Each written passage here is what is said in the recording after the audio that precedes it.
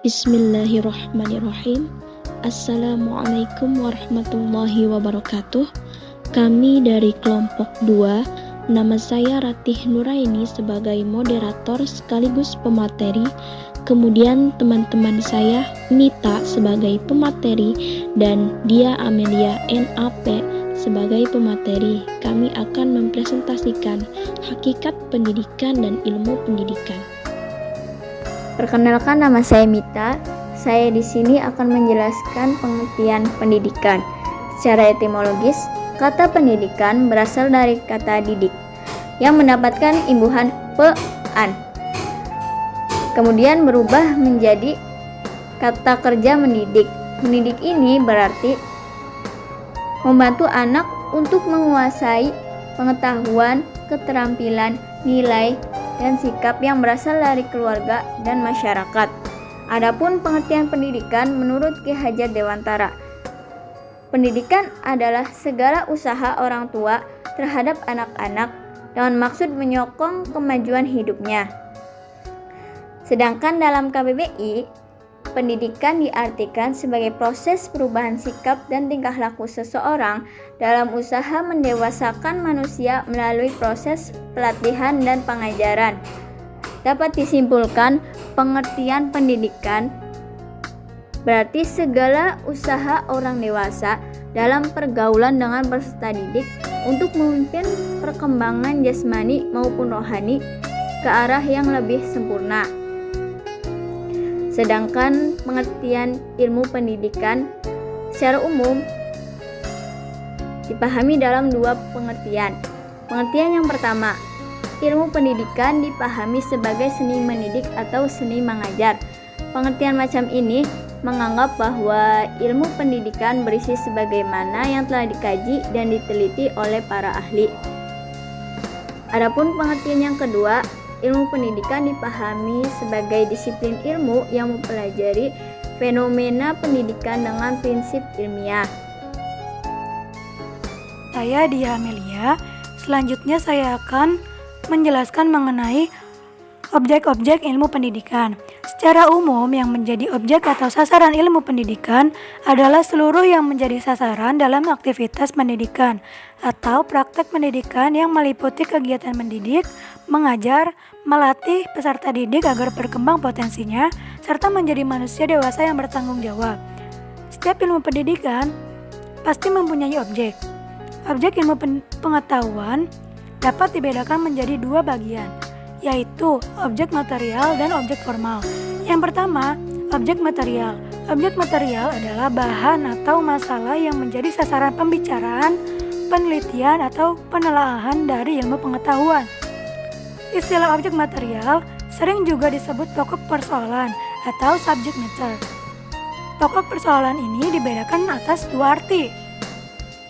Yang pertama dimaksudkan sebagai bidang khusus dari penyelidikan faktual.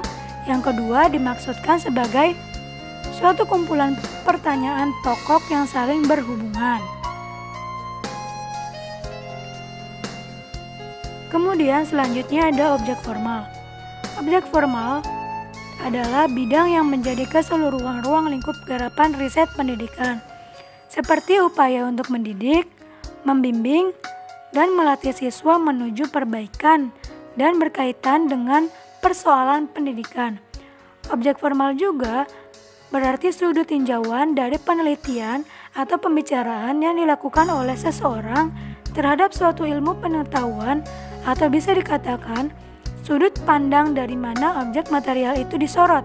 Jika sudut pandang itu logis, konsisten, dan efisien, maka dihasilkan sistem filsafat yang lebih kepada pembahasan secara mendalam. Misalnya, objek materialnya adalah manusia. Kemudian manusia ini ditinjau dari sudut pandang yang berbeda-beda, sehingga ada beberapa ilmu yang mempelajari manusia, diantaranya psikologi, antropologi, sosiologi, dan sebagainya.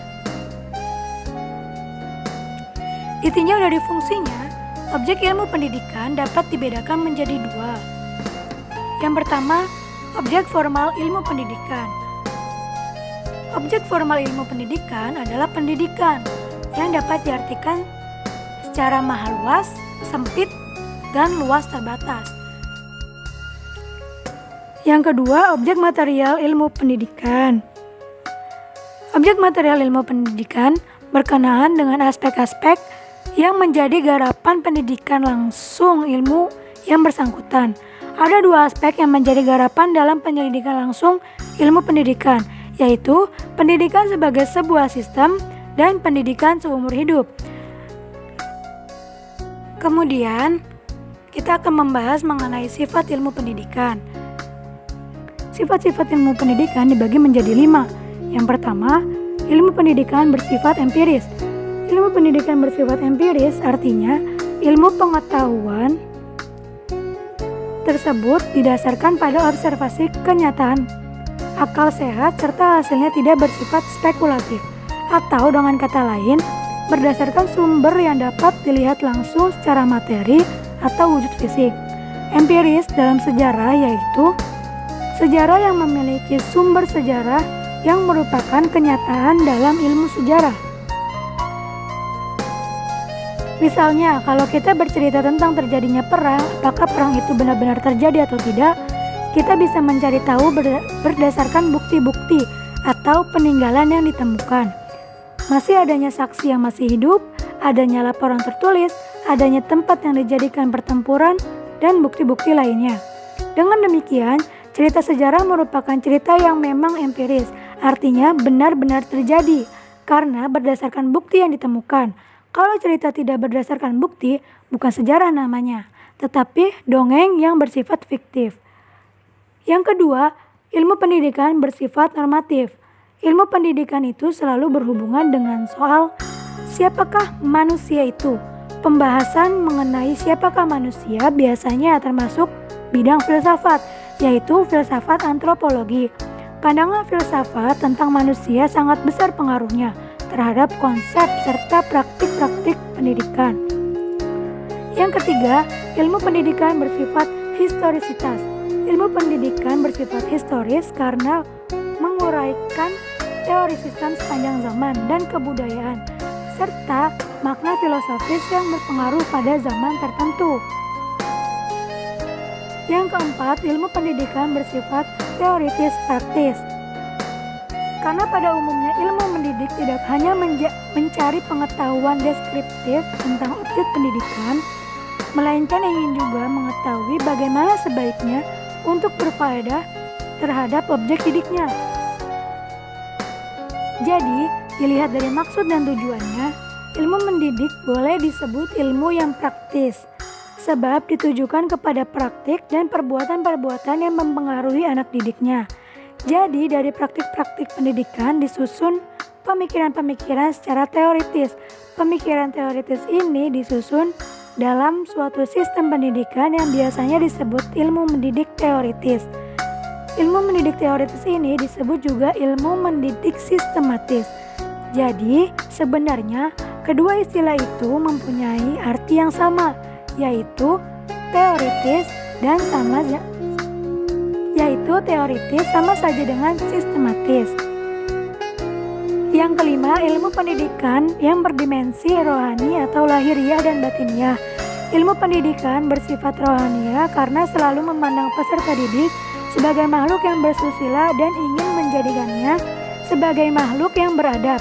Selain itu juga, situasi pendidikan yang berdasar atas tujuan manusia tidak membiarkan peserta didik kepada keadaan alamnya. Sedangkan ilmu pendidikan yang bersifat batiniah, yakni ilmu pendidikan yang dalam hal ini lebih tertuju pada pemahaman batin dan kondisi jiwa seseorang. Baik, saya Ratih Nuraini akan menjelaskan metode-metode ilmu pendidikan. Metode adalah cara atau jalan yang harus dilalui untuk mencapai suatu tujuan. Metode juga dapat diartikan sebagai sarana untuk menemukan, menguji, dan menyusun data yang diperlukan. Adapun metode-metode ilmu pendidikan dibagi menjadi 5. Yang pertama, metode normatif. Metode normatif berkenaan dengan konsep manusia yang diidealkan yang ingin dicapai oleh pendidikan.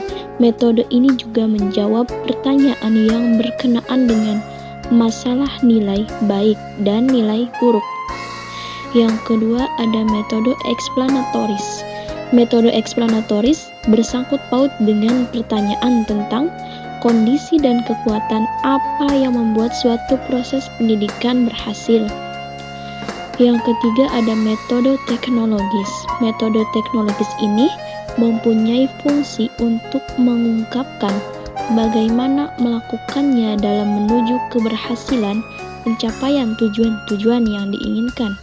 Yang keempat ada metode deskriptif fenomenologis. Metode ini mencoba menguraikan kenyataan-kenyataan pendidikan dan kemudian mengklasifikasikan sehingga ditemukan yang hakiki. Yang kelima ada metode hermeneutis. Metode ini untuk memahami kenyataan pendidikan yang konkret dan historis untuk menjelaskan makna dan struktur dari kegiatan pendidikan. Jadi kesimpulannya, pendidikan adalah usaha sadar dan terencana untuk mewujudkan suasana belajar dan proses pembelajaran agar peserta didik secara aktif mengembangkan potensi dirinya untuk memiliki kekuatan spiritual keagamaan, pengendalian diri, kepribadian, kecerdasan, akhlak mulia, serta keterampilan yang diperlukan dirinya, masyarakat, bangsa maupun negara. Dan ilmu pendidikan adalah ilmu yang mempelajari suasana dan proses pendidikan yang berusaha memecahkan masalah-masalah yang terjadi di dalamnya, sehingga mampu menawarkan pilihan-pilihan tindakan mendidik yang efektif. Itu saja yang dapat kami sampaikan. Kurang lebihnya mohon maaf. Terima kasih. Wassalamualaikum warahmatullahi wabarakatuh.